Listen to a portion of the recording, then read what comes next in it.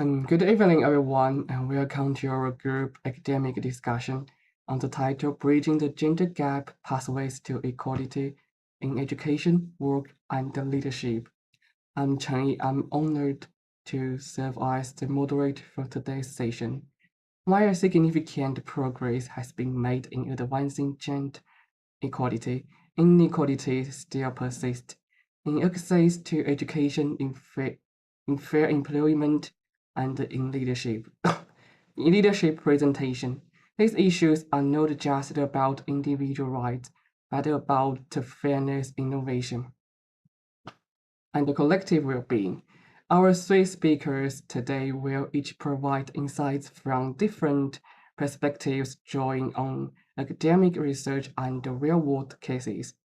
First one is Li Yibei. Will introduce the work of Claudia Gordian, winner of the 2023 Nobel Prize in Economics, who revealed how even as women now surpass men in education, systemic barriers in the structure of work still prevent true pay and career equality. And next one is Xu LIAI, will share findings from Jia Xingzhu's article on gender inequality in the workplace, exploring wage gaps, leadership disparities, and organizational biases, and proposing strategic solutions like inclusive leadership and better work-life balance. Finally is Li He, will present a literature review summarizing 2 decades of global research on women's role in the gender equality movement, highlighting structural obstacles such as institutional exclusion and the importance of grassroots activism and empowerment. We hope today's discussion will not only deepen our understanding of gender issues, but also inspire reflection and action, because bridging the gender gap requires not just the awareness, but collective effort and systemic change. Let's now begin with our first speaker, Li Yibei. Hello, everyone. Today, I want to share a few thoughts in garden equality. Following the work of someone who foundation changed, now we understand the garden pay gap. Glennie Gould, winner of the 2023 Nobel Prize in the Economy. Professor Golding is a Harvard economist whose research dive deep into how women's roles in the labor market have evolved over the last 200 years. What makes her work so powerful is that she doesn't just look at the server-level data, like Australian members or equipment rates. She goes much further, uncovering the real, often hidden reasons why the garden's wage and reason why they still exist, even in the modern, developed societies. One of her most important discoveries is that even though women today have supposed men in education levels in many countries, that progress hasn't fully translated into equal pays or equal career opportunities. The gap especially wondered when the woman become mother. Golding found that it's not necessarily the early career stages when the biggest difference appears in the later, when family responsibilities come into play. So, what's really causing this? Golding agrees that main factor isn't about the woman lacking ambitions, drive, or skills, isn't about the structure of work itself.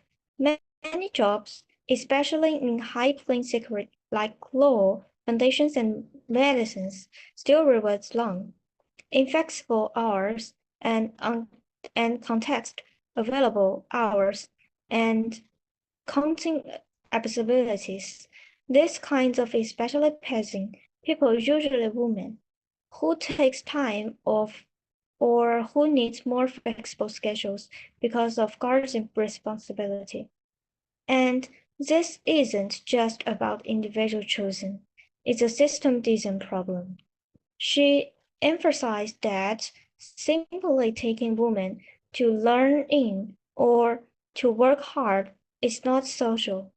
What we need is struggle change. What means readjustable job, making flexible work more available and more accessible, offering paid family level and creating workplace culture is that not pushing people, proposing their families whether they're women or men.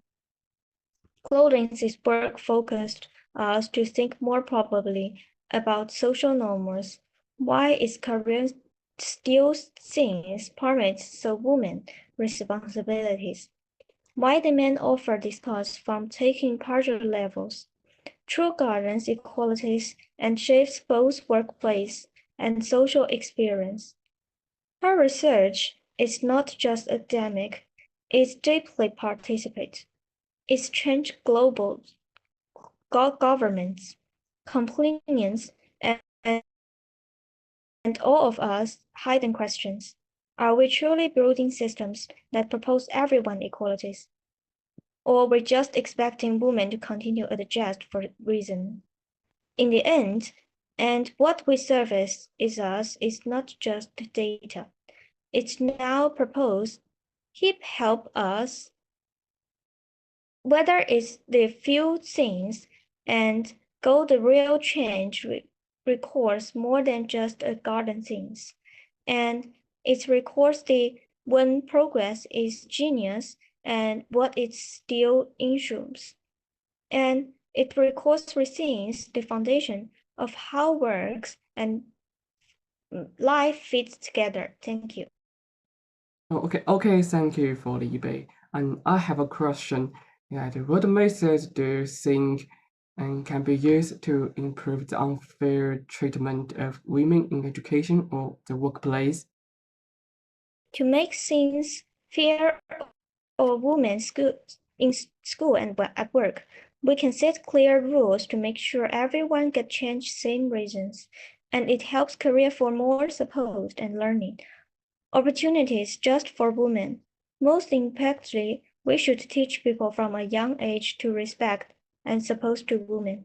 And over all time, the unfair statues are really changed. Okay, thank you, Li Bei. And for the insightful presentation, Claudia Goldwyn's work has offered us a powerful lens into the historical and structural root of the gender wage gap, reminding us that equality is not just about qualifications, but about the systems now. Let's shift our focus on to the practical realities of today's workplace.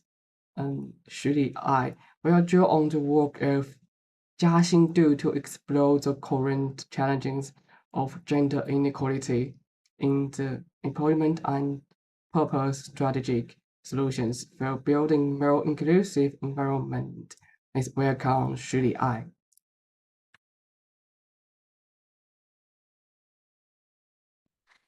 So the topic I will share is bridging the gender gap, pathways to equality in education, work, and leadership. So imagine a world your gender doesn't dictate your salary, your career path, and your seat at the leadership table. Today, based on the text I choose, I will explore how gender inequality persists in education, work, and leadership, and how we can dismantle it. So the first part I will share is barriers we face in workplace worldwide. Gender bias is a silent barrier. Women often earn less than men. for the same job, a gap that waiting for women of color, those from low-income backgrounds. Why? Stereotypes tell us women are nurturing, so they are pushed into human resource and caregiving roles, where leadership is seen as a masculine trait. Even when women do better in the same job, their success is labor luck instead of skill. Organizational structures add to the problem. Many companies still have male-dominated cultures where assertiveness is praised, but empathy is undervalued. And for women juggling work and family, inflexible structures or lack of parental leave can derail careers. And then I will talk about why equality matters. Closing the gap isn't just fair, it's smart. Diverse teams drive innovation. When people with different perspective collaborate, they solve problem better. Companies with more women in leadership often perform financial better. Furthermore, equality sends a messenger. Talent, not gender, define success. And then here are some pathways to change. So the first one is diversity initiatives. Train employees to recognize biases, implement gender neutral hiring and promotion rules.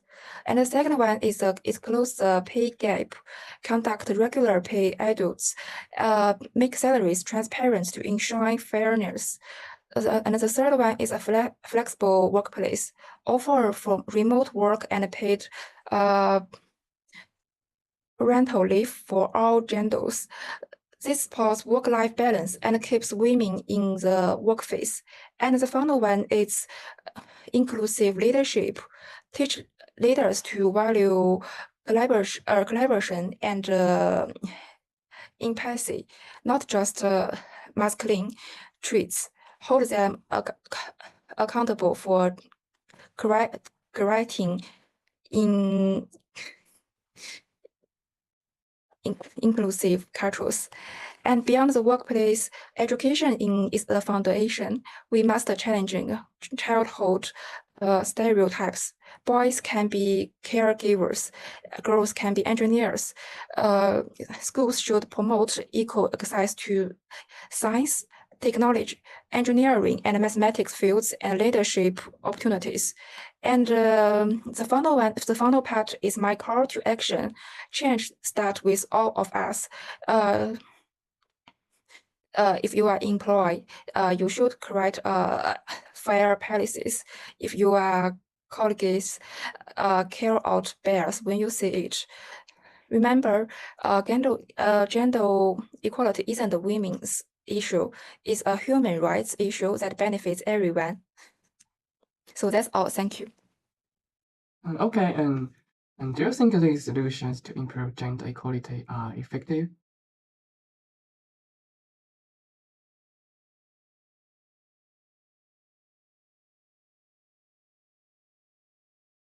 Yes, this schedule is for improving gender equality in the workplace effectively, and include diversity and inclusion program, which can reduce biases and enhance opportunities for women, and also include conduct salary audits and also establish salary system which can ensure fair compensation. Also, it is a promoting for work and life balance, offer flexible working arrangement and parental leave to help women to balance family and career. Also, it's a way to fostering inclusive leadership. That's all. Thank you. Okay, thank you, YIBEI, for that comprehensive analysis. Your presentation has highlighted how gender inequality in the workplace is not just about individual biases, but about systemic structures are required, strategic, organizational wide-ranging. To broaden our perspective further, as Li He will now take us into the global landscape of gender equality movement and drawing from a systematic literature review, she will explore the transformative role of women in driving social change and institutional barriers they face, and how empowerment beyond just the policy is central to achieving true equality in line with SDG 5. Welcome, Li He. Dear moderator and floor students, good day. I'm honored to serve as a discussant for today's group session. The focus of my presentation is the critical role of women in social transformation and the structural barriers they face in the pursuit of gender equality. My remarks today are based on systematic literature review titled Women in Gender Equality Movement, a systematic literature review. This article synthesizes to the correct of global research and the practices concerning women's engagement in the gender equality movement, offering us a strong academic foundation first and foremost. As a review emphasized, women are not merely beneficiaries of gender equality. They are active agents of changes across sectors such as education, employment, and political participation. Women have long served as leaders of transformation. For instance, in regions such as Southeast Asian, Sub-Saharan African, and South American, women-led community organizations have achieved significant progress in increasing girls' education rate and reduce child marriage. However, the journey toward equal rights is far from smooth. One of the most significant challenges highlighted in the article is institutional exclusion. In many countries, policy from work still fail to add quality, consider women's rights and needs, limiting their space for participating. Furthermore, cultural conservatism, religious normal and society stereotypes remain powerful external forces that constrain women's actions and voice. These findings strongly elevate the Sustainable Development Goal 5, with not only call for achieving gender equality, but also emphasize the empowering of women and girls. Achieving these goals require more than surface level indicator. It demands a fundamental transformation of system, cultures and social structures to truly enable women's participating in power and decision-making. For today's discussions, I would like to invite us to explore two crucial questions. How can institution reform better respond to the real needs for gender equality? What roles to do social movement and grassroots organizational play in promoting gender equality, and what is their future potential. This literature review provides robust evidence and case that demonstrate gender equality is not a static target, but rather a dynamic and ongoing society endeavor in each of us, especially as university students preparing to enter society, can and should be part of this transformation process. Thank you for your attention. I look forward to engaging and insightful exchange with all of you. Thank you. Thank you again, Liher, for powerful conclusions to an in-depth literature review. It reminded us that women are not merely beneficiaries of equality efforts, they are the architects of change, often working against deeply entrenched institutional and cultural barriers. It thus challenges us to move beyond the surface level, reform and instead push for real structure transformation. What today's discussion makes clear is gender equality is not a singular goal, it's a multi-level, multi-stakeholder journey. It is economic, political, cultural, and deeply positional. And it's not just about empowering women, it's about transforming the systems that limit all of us, regardless of gender as students, future professionals, and citizens. We are not